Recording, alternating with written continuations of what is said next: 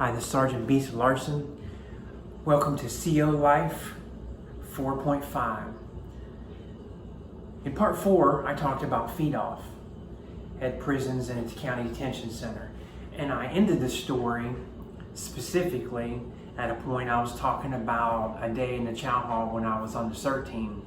And an inmate getting out of control became physical with the CERT officer. We opened the door and threw the inmate out the door.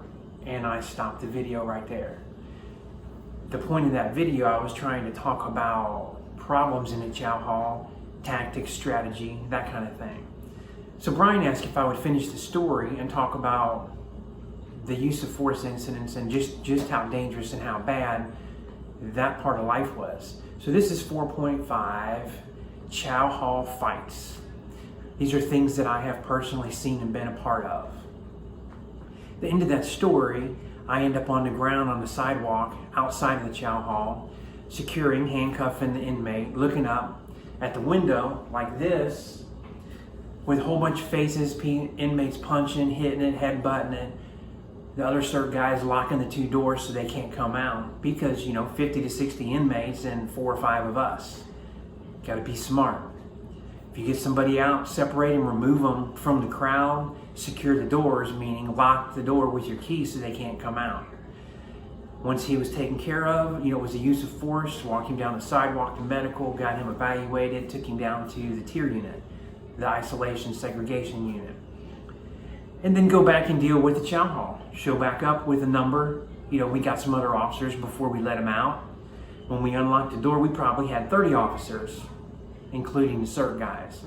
And we brought down, a deputy warden, come down with us, made some announcements while the door was locked through the window, got everybody back, got everybody away from the doors, opened the door tactically, pepper ball guns in hand, explained to them that inmate's problem was an isolated incident, everybody else needs to stand down and back off. And they did. They didn't want anything else, and that incident was over. That's how you handle that. If you've got to extract them, get them to a safe place, lock some doors, and then deal with the inmate that's at hand. Now our warden was very specific with us and told us we carried the pepper ball guns on the CERT team, and he said, by all means, I don't want the Chow hall out of control. I don't want riots. I don't want this stuff, this attacks, all of this nonsense in the Chow hall. So if the force dictates, use the pepper ball gun in the Chow hall. Well, when somebody tells me to do something, I'm going to do it. So I did it. We did it. I'll say we. More than once, pepper ball gun was used in the Chow hall. Now, I'm part of special ops training. They shoot over the wall, like right over my head. You get that smell, feel that vapor coming down and how it feels on your skin. So we've been through that. We know exactly how it's going to react and affect them. But in a Chow hall, and I'm sitting right here by this window. Remember I told you, either the CERT officer or the lieutenant will be in the window. The food comes out, making sure there's no contraband, there's no fighting, equal proportions, and they get what they're supposed to get, that kind of stuff. But I've seen an inmate grab a tray, turn, and try and slap that tray of food right in the CERT guy's head and punch in the tray. So the tray's hitting the CERT guy in the head. And the other CERT guys come and grab him, and there's some physical altercation that happens. Yes, it does. I've seen him turn and do things, try and headbutt, holding a tray with one hand, trying to hit with the other hand. And as CERT guys in that and the sergeant, I've knocked trays in the inmate's face. It goes both ways. They want to become violent, I'll use that tray as a distraction technique for myself. Tray goes in their face, followed up with a couple techniques. Now for my other videos, I talk a lot about knee strikes, forearm strikes. You work in a Chow hall, you need to be prepared. It's not a place that you're going, it's not the Golden Corral, it's not a public diner. This is inmates together, free to move around this room, this dining hall. Know what you're getting into. I always carried one extra uniform and extra pair of boots in my car for a reason. Because I worked at a max security prison and the inmates thought they were out of control. Keep that in mind. Many times you get food, get scattered, rice, beans, all that nasty brown and green stuff that they put on that tray. You're going to get that on your uniform. If you've got blue shirts like we had, it gets bad. You need an extra one. I've seen one of the interesting things in the chow hall. You're gonna love this part. We had an officer, older officer, experienced, over 20 years. He did not want to be physical. But I'm telling you, in all of my police career and time in corrections, I've never seen anybody as effective with a taser as this officer. I won't say his name, but people are going to know who it is. But we'd get calls for inmate fights in a chow hall. I mean, 7 days a week, we probably had 4 codes called from a chow hall per week, nonstop, week after week. But this officer was an expert.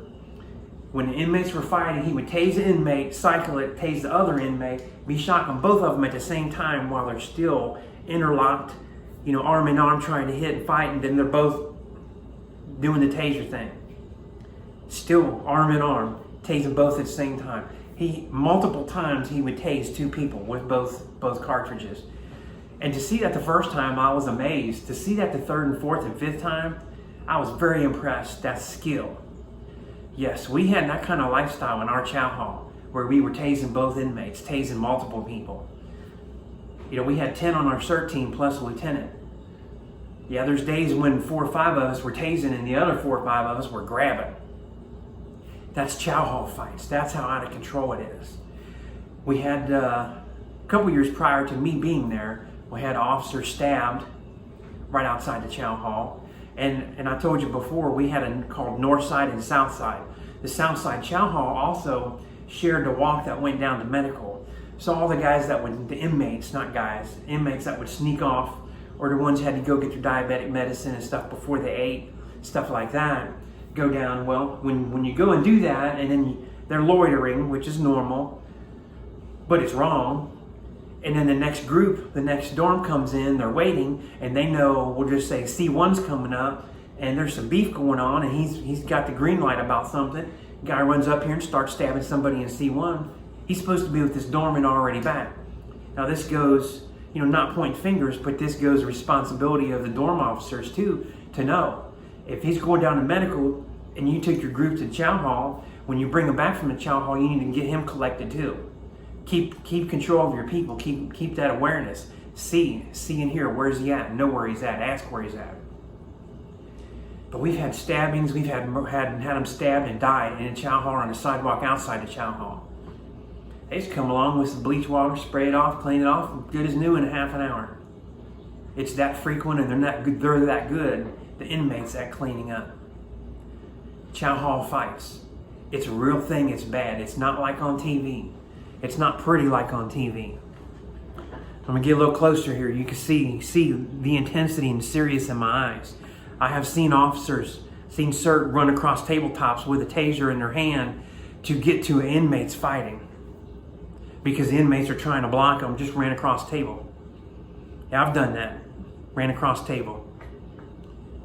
They try and isolate. They try and corner, just like coming out of their dorm, try and back officer in the corner.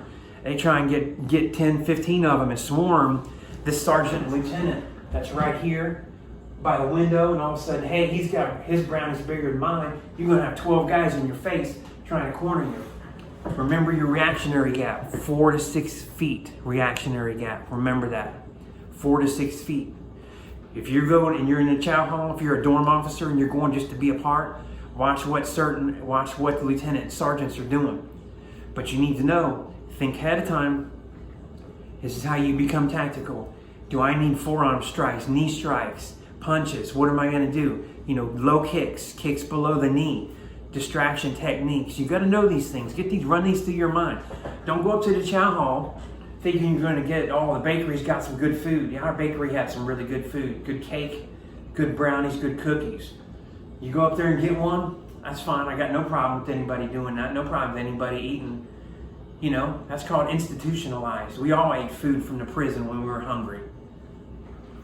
No problem with that. But while you're up there getting that cookie, you need to be observant, looking over your shoulder, and have that plan. You need to have at least 3 plans, A, B, and C. And it's not, plan A is call on the radio, hit your panic button, and plan B is wait for help to come. That call on that radio is going to come after something's already started. Plan A is how you're going to block and defend yourself. Part B is how you're going to have some offense. You need defense and offense to be working in that chow hall. Is this kind of sinking in? I was pausing there for just a minute. You got to realize they teach you in the academy, the chow hall, the dining hall, feed-offs is the most dangerous time. What happens to you personally when you're hungry? What happens to me? I get aggravated, I get angry, I get mean. People already called me mean. They give me the nickname Beast for a reason. But when I'm hungry, but I bring food for like 3 meals for a 12-hour shift. I don't just bring a little snack. I'm not just bringing a granola bar or waiting and hoping I can get a chance to order pizza later. I'm not counting on that. I'm bringing my own to make sure I have it. And I'm responsible to make sure I've ate and I have a snack. Had a protein shake or protein bar every day. Make sure I had that little extra bump. No, I'm not. You can drink Monsters all day long. You can get jitters, you can get like this. You're not gonna do anything against me because I got protein for muscle, for strength, conditioning, and endurance. That's gonna way outlast that guy drinking Monsters. And my heart's not gonna explode either. My heart's in great shape. 53, my heart's like I'm 23. I've been to the cardiologist. Passed, he said, don't come back. Think about this stuff in the chow halls. Inmates come in, first one come in, we would allow them clean the tables for an extra tray. Inmate comes in while he's leaning over trying to clean some trays. 5, 6 inmates would jump them, start beating them. There you are, there's 2 of you and there's 6 of them. Yeah, we had the blessing. You can spray in a chow hall.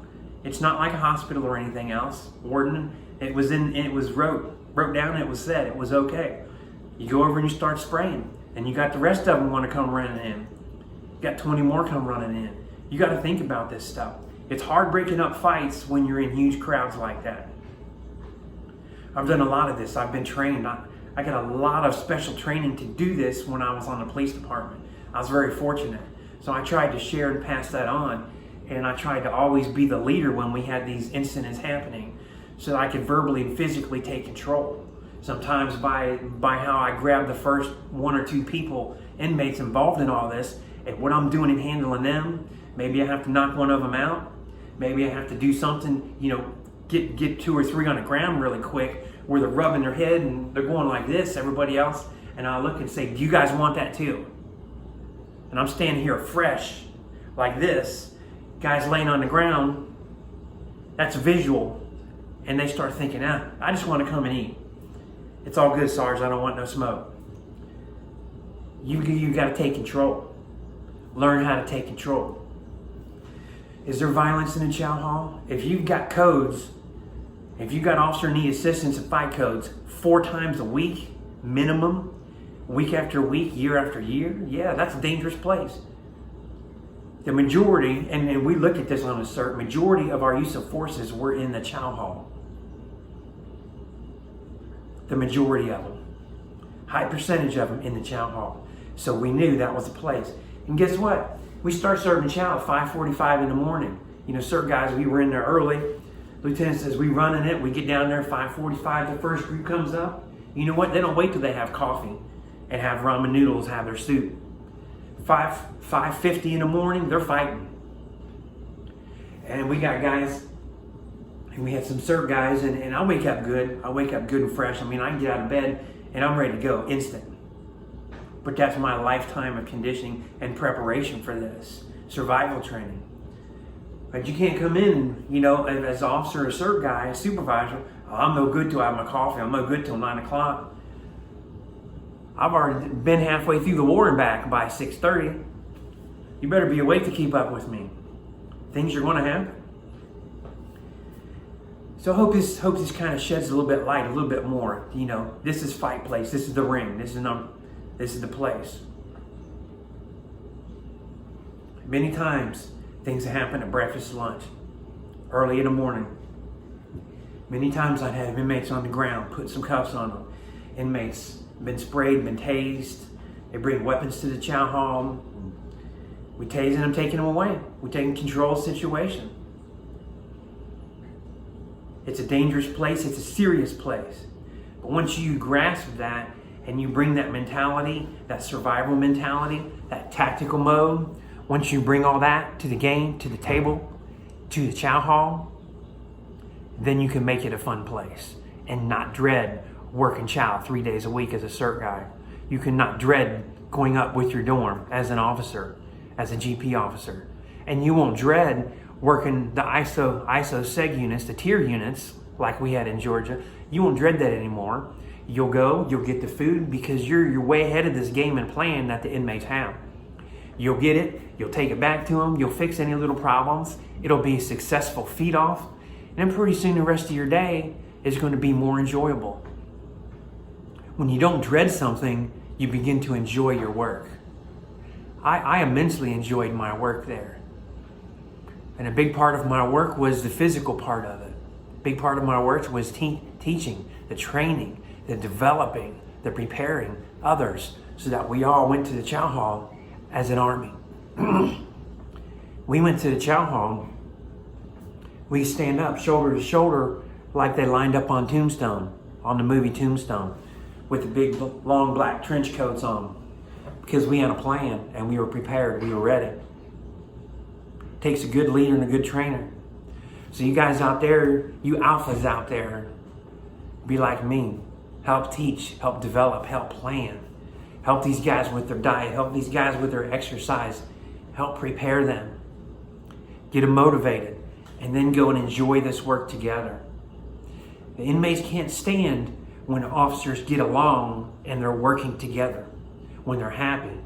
When there's tension, there's upset, and inmates know everything. That's what they feed off that.